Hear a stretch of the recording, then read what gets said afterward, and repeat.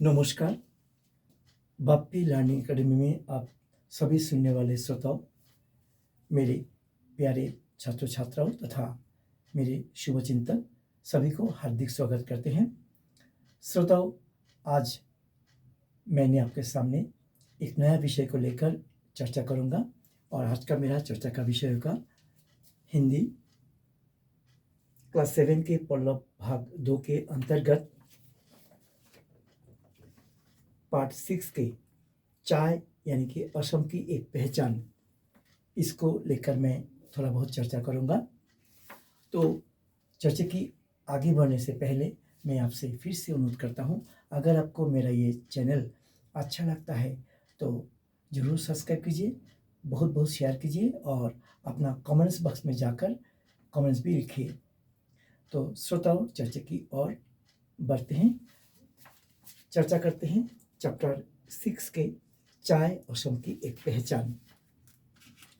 इसमें पहला दिया है, हम चर्चा करेंगे अभ्यासमाला से। पहला क्वेश्चन है, पूर्ण वाक्य में जवाब दो। चाय की खेती की शुरुआत सबसे पहले कहाँ हुई थी? सबसे पहले चाय की खेती चीन में हुई थी। ख का क्वेश्चन है, सिंगफो लोग चाय को किस नाम से जानते थे? सिंगफो लोग चाय को फिनाप अथवा फालाप नाम से जानते हैं। असम में चाय की खोज सबसे पहले किसने की?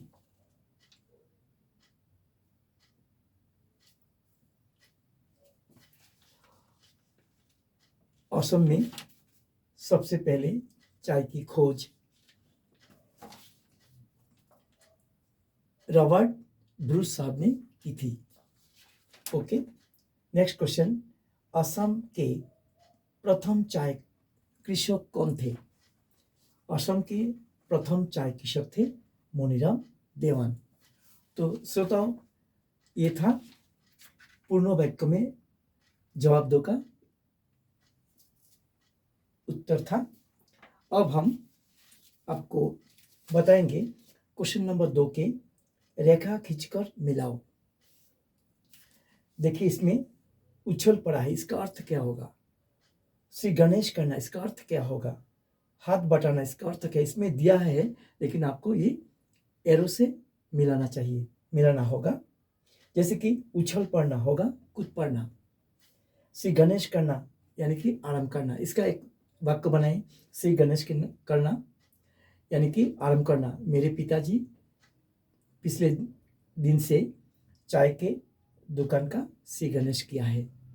इससे माफी, आपको इसका अर्थ देखकर वाक्य बनाना है। हाथ बटाना, मदद करना, सहाय करना। हमें अपने माता पिता को सदा कामों में हाथ बटाना चाहिए। जैसे कि हाथ बटाना मतलब मदद करना। खो जाना यानी कि मग्न हो जाना। अब हम आपके साथ चर्चा करेंगे। यहाँ पर दिया गया है क्वेश्चन नंबर 4। इतना जरूरत नहीं, बाकी को जो है योग्यता विचार इसका इतना जरूरत नहीं, लेकिन हम लोग डायरेक्टली आ जाते हैं क्वेश्चन नंबर 4 पर। निम्नलिखित तो अवतरण को पढ़कर नीचे दिए गए प्रश्नों का उत्तर दो। इसमें पैसेज को आपको पढ़ना है, पढ़कर इसका उत्तर देना है।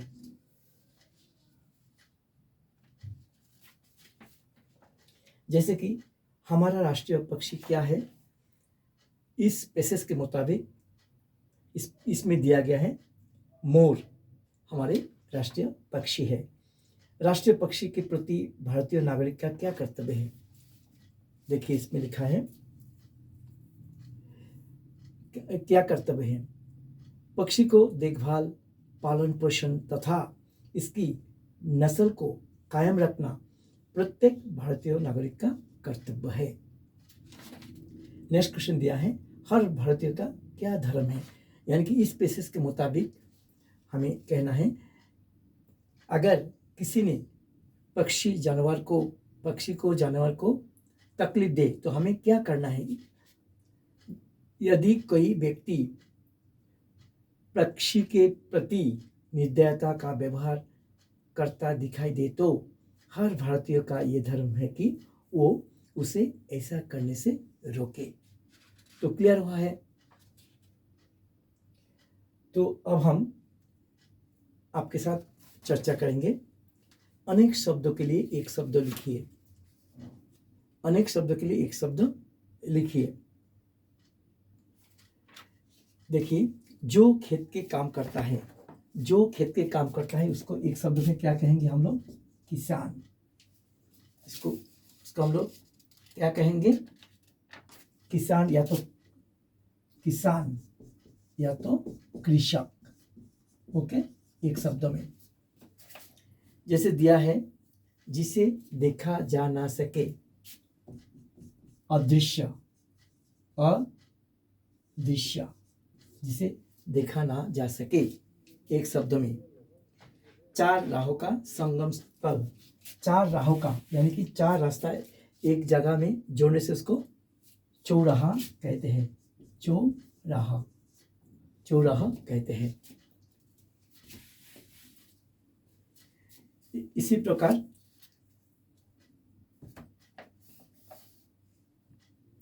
जिसे पिया जा सके, जिसे पिया जा सके मतलब जिसको हम लोग पान कर सकते हैं, पेय। एक शब्द में होगा पेय। तो हो गया है एक शब्दों अनेक शब्दों के लिए एक शब्द लिखिए। मतलब इसमें बड़ा एक सेंटेंस दिया है, उसको एक शब्दों में लिखना चाहिए। जो खेत में काम करता है क्या होगा? कृषक या तो किसान। जिसे देखा ना जा सके, अदृश्य। चार राहों का संगम स्थल यानी कि चौराहा। और जिसे पिया जा सके, पेय। तो क्लियर हुआ है। अब हम बातें करेंगे संज्ञा और उसके भेद के बारे में। संज्ञा किसे कहते हैं? जो शब्द किसी व्यक्ति, स्थान, जाति आदि के तथा गुण आदि को बोध करता है, सूचित करता है, उसे संज्ञा कहते हैं। संज्ञा तीन प्रकार के हैं। पहला होगा व्यक्तिवाचक संज्ञा। दूसरा होगा जाति वाचक संज्ञा, जातिवाचक संज्ञा। तीसरा होगा भाववाचक, भाववाचक संज्ञा। संज्ञा यानी कि नाउन। जो शब्द किसी व्यक्ति, प्राणी, स्थान और गुण को सूचित करता है उसे संज्ञा कहलाते हैं। संज्ञा तीन प्रकार के हैं, व्यक्तिवाचक, जातिवाचक और भाववाचक। तो व्यक्तिवाचक जिस संज्ञा शब्द किसी विशेष व्यक्ति, स्थान को सूचित करता है उसे व्यक्तिवाचक संज्ञा कहलाते हैं। जैसे कि तेजपुर। तेजपुर एक प्रसिद्ध शहर है। यहाँ पर तेजपुर स्थान है। ये शब्द ये स्थान को सूचित किया है। मतलब जो शब्द किसी व्यक्ति, किसी स्थान, किसी वस्तु और गुणों को बोध करता है उसे व्यक्तिवाचक संज्ञा कहते हैं। इसमें व्यक्तिवाचक संज्ञा होगा कितना? क्या होगा? तेजपुर। नेक्स्ट, जातिवाचक। जो संज्ञा शब्द किसी प्राणी और वस्तु की जाति को सूचित करता है उसे जातिवाचक संज्ञा कहलाती है। जैसे कि गाय घास खाती है।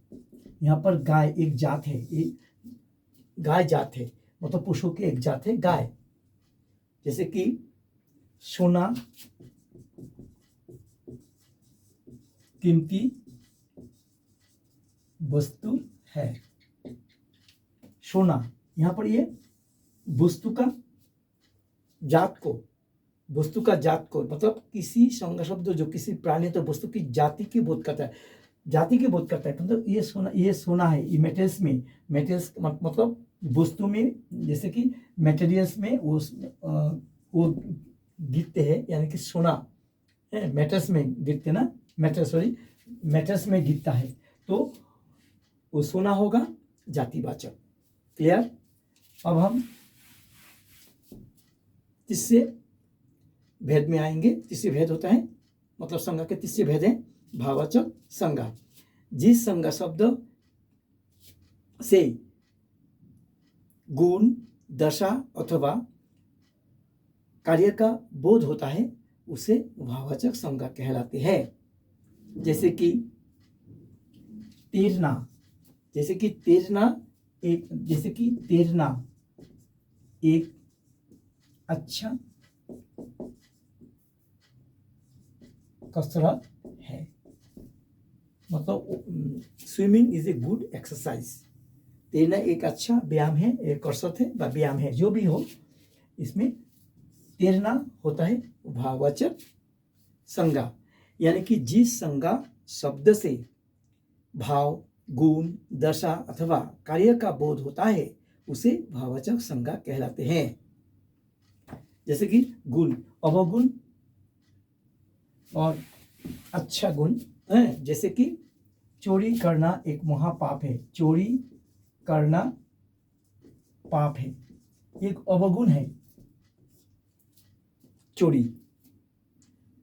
तो श्रोताओ, ये था आज का हमारा चर्चा का विषय, और आज हमने आपके साथ चर्चा किया था क्लास 7 के हिंदी विषय को लेकर, यानी कि चैप्टर 6 के असम के चाय की पहचान, चाय असम की पहचान। तो इसी के साथ ही हम समाप्त करते हैं आज का मेरा ये चर्चा। अगले दिन और एक नई विषय को लेकर आपके सामने में मैं हाजिर होऊंगा। इसी बात के साथ मैं बाप्पा दी आपसे विदा लेना चाहता हूँ। नमस्कार।